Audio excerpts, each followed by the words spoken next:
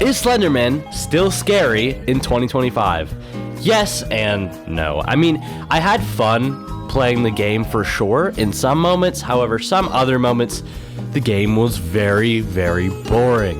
My biggest problem with the game was that section where the guy was running around and he just didn't do anything. You know, he'd catch you and like he wouldn't kill you. I don't know.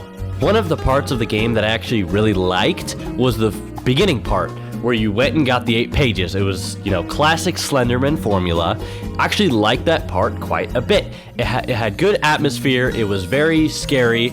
Not very scary. It was somewhat scary. The way the Slenderman would kind of teleport around you was a bit nerve-wracking because I wasn't sure where he was going to be next, and I assumed that if he caught me, I would die and have to restart. So that part was well done. Good job. But the rest of the game after that was pretty lackluster. There were multiple sections that were just lore sections and didn't really grab my attention because I was like, I don't really care about the story that much. I just want to play a horror game.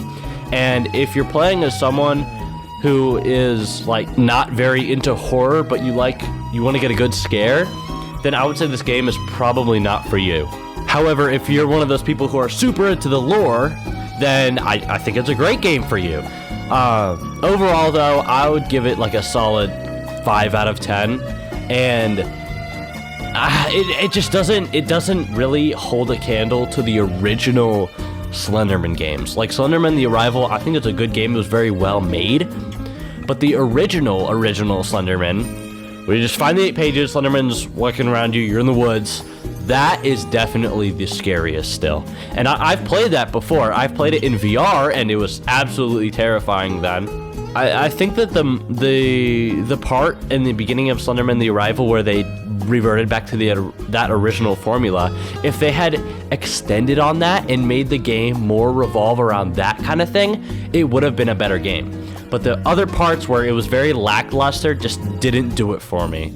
And I know I didn't finish the game. However, the game wasn't able to hold my attention long enough to be able to finish it, so why should I?